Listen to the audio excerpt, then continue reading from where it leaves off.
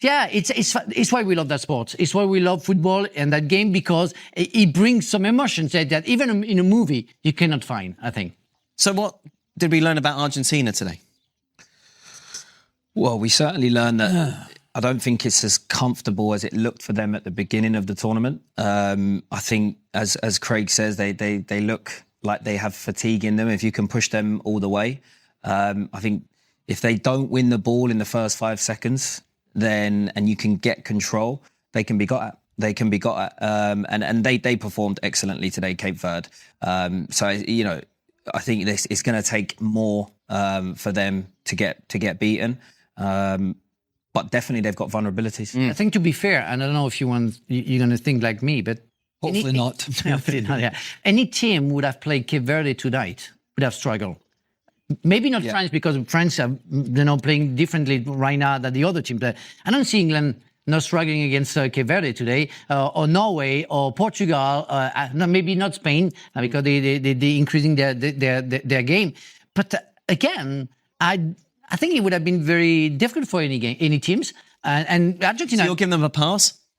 Excuse me? You're giving them a pass? You're saying it wasn't that Argentina played badly, it was that... No, I don't think Argentina played. I think it was a great game from Cape Verde. I think it was unexpected from everybody. We would have said that we would be talking about that game for 15 minutes now. It's because Cape Verde showed something. It's not because Argentina So how do you explain this? I think they might have been walking around the hotel thinking it was. They're really looking at Egypt? Yeah, I think I could sense maybe that this game was a shock to them. Yeah, but saying that, you mean that they didn't have a good game. It's when you think that Argentina didn't have a good game. I think they didn't have a bad game. I think they did. They had some chances. They could have scored, but they played against... Cape Verde, you see the graphic, managed 16 efforts at goal against the world champions. Tells it all. You were asking about where are the problems potentially for Argentina going forward. Looking at them tonight, any side with a lot of pace, power and physicality who can bring that to the table and add the same or more quality than Argentina, like France, I think they're going to struggle. I think they struggle with the legs. I think they struggle when the game opened up. And I think they really struggle with the pace of the Cape Verde side, who got that ball on the ground, they passed it quick, and they got at that back four. They got in behind the midfield on numerous times with their pace and their direct play. And I think any team Argentina come up with, I think if a team plays Argentina at a slow pace and Messi can sort of walk around a little bit and he doesn't have to do a lot of defending and they can get the shape, I think they've got half a chance. But I think any team that picks the tempo up and tries to go like a 90 minutes at them, they showed tonight that they're getting tired very, very quickly. Egypt aren't necessarily that sort of team, though. They're not. No, we saw against Australia. It was not a good game. No, well, we don't know what's going to happen, but I would hasten to add, I think they'll have an easier night against Egypt than they did against Cape Verde. Yeah. That's how it looks to me. Would you agree, Frank? Yeah, I would agree. It's true that we saw the game against Australia from Egypt, and since the beginning of the World Cup, I'm not convinced. So they're going through, good for them, but I'm not convinced, and I'm pretty sure that, not pretty sure, but Argentina should go through against Egypt. Yeah. But obviously, when they come up against stronger opposition, the conversation will change. Yeah, I mean, I spoke a few weeks ago and I mentioned about the football, how much football has evolved in emerging markets, Africa. I think we've seen from their performances this World Cup, Asian teams and these smaller countries. I think football is just much more global now. And over the last 2 decades, we've seen the global talent pool increase. And so naturally, these countries, they don't come here anymore with just a hope that they're going to, try and achieve something. They actually come with a tactical plan. They come physically in shape. And technically, they are much better. They have many players that play in Europe now in the top leagues. And so now we're entering an era now where global football has changed and these countries can compete. I totally agree with that. I mean, in our times, something that Kieran doesn't remember, physically, teams... Frank won the World Cup, in case you... Yeah. Cheers. Some times ago, but you don't remember. Yeah, but he was the one in New York, in Manhattan with the World Cup. It's when the TV was in black and white.